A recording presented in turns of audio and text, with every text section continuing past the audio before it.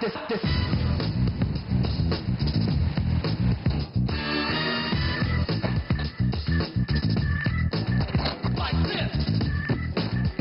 Rennes pris d'assaut par le monde du roller, une habitude prise depuis 28 ans déjà, organisée par le cercle Paul Bert sous l'égide de la Fédération française et internationale de roller skating. Rennes sur roulette a confirmé si besoin était sa place incontestée de capitale du roller.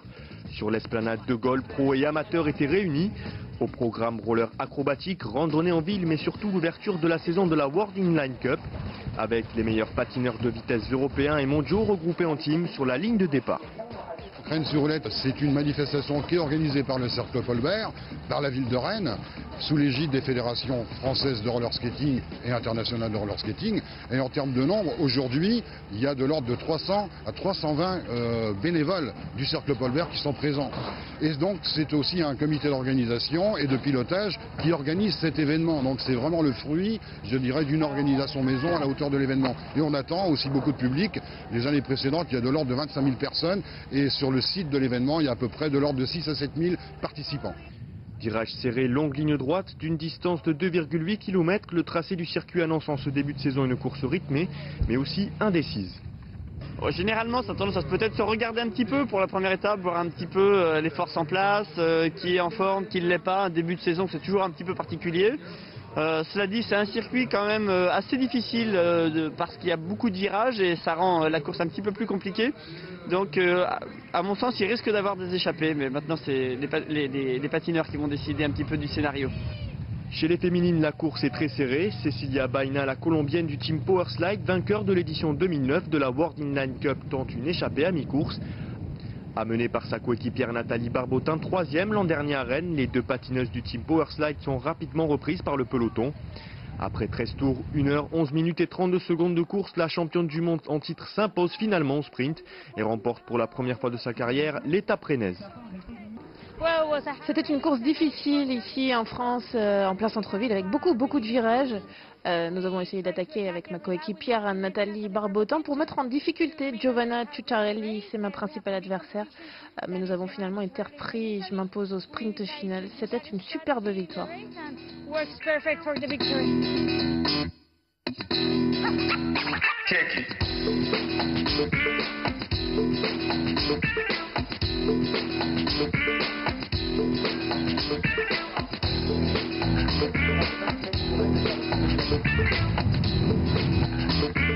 Chez les hommes, la course va nettement être plus animée. Rapidement, Ewan Fernandez, jeune espoir français du team Powerslide et coéquipier de Yann Guyader, s'échappe avec Inigo Vidondo du team Marianista. Yann Guyader et Alexis Contin, les deux favoris, restent bloqués dans le peloton, marqué de près à chaque sortie. À 3 tours de l'arrivée, Ewan Fernandez est rejoint par un groupe de 6 coureurs, dont son coéquipier le néo-zélandais Scott Arledge. Avec Séverin Widmer du team Luigino, les 3 hommes s'échappent à 1 km de l'arrivée. Au sprint, Scott Arledge remporte l'étape en 1 h 8 minutes et 23 secondes derrière Ewan Fernandez.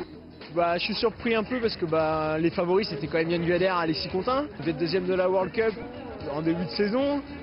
C'est bien, ça fait. Sans un palmarès, ça fait bien. Et on est heureux parce que c'est un gros événement. D'être deuxième d'un gros événement, c'est important et ça n'arrive pas tous les jours.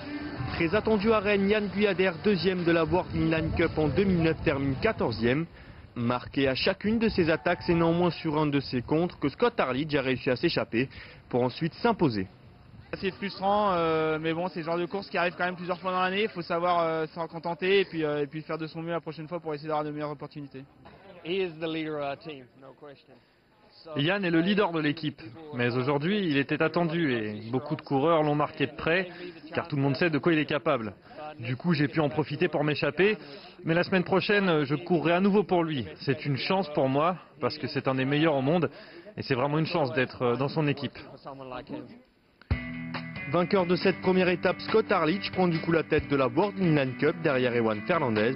Chez les féminines, Cecilia Baina prend la tête de la Coupe du Monde. La World Inline Cup qui passera pour les 16 étapes restantes par l'Argentine, la Suisse ou encore le Venezuela.